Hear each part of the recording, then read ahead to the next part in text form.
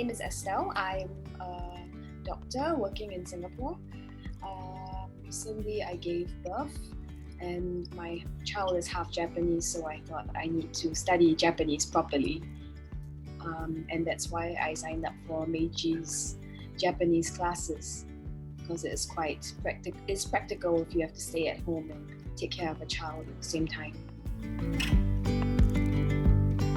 I found out about Meiji Academy through Google. I was looking for a Japanese school online that was based in Japan, because my experiences studying Japanese in the past, I find that if it's actually from Japan, it's much better, because the classes tend to be conducted in Japanese, and that's good for self-immersion for learning a language. So I wanted to have the class in Japanese in Japan.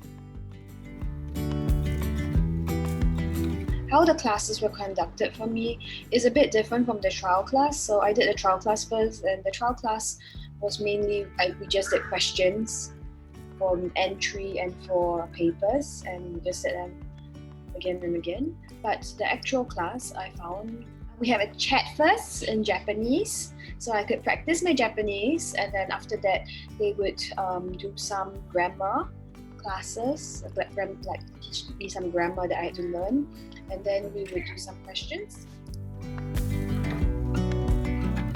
So my teachers were Hidaka sensei and Kimura sensei.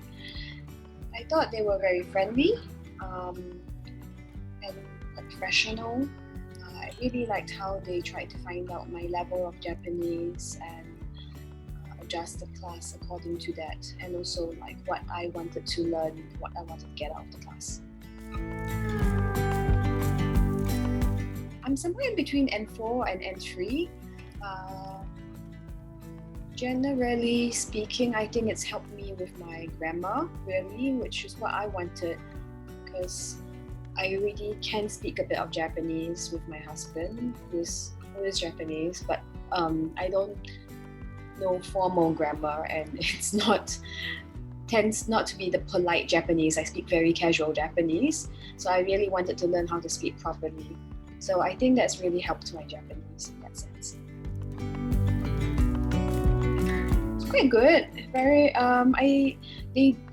they do make you sign up. It's not so relaxed in the sense of like you just sign up for the class and then you go for the class. It's you have to have a schedule, and I think that's good, because the schedule actually makes you commit a certain amount of time to the classes, and when you commit that time to the classes, then you really do learn, you improve your Japanese a lot more.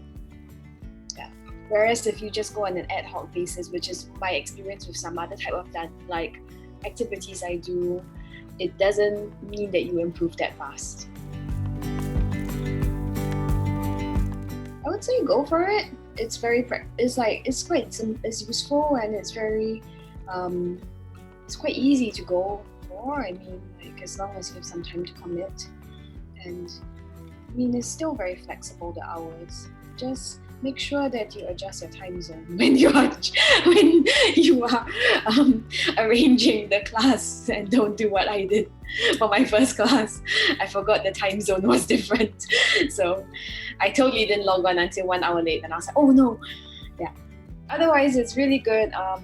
Very practical, and especially if you're from overseas and you want to study Japanese properly, I think it's good. Okay, bye bye. See you all in Tokyo when COVID ends.